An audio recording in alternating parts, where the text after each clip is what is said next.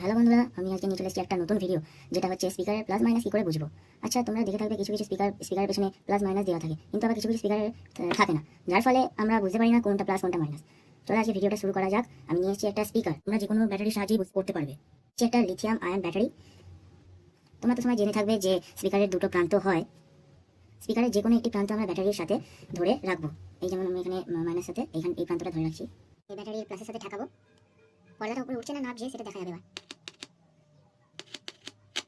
তোমরা দেখতে পাচ্ছ পর্দাটা নিচের দিকে নামছে, তার মানে কানেকশন আমাদের ভুল আছে।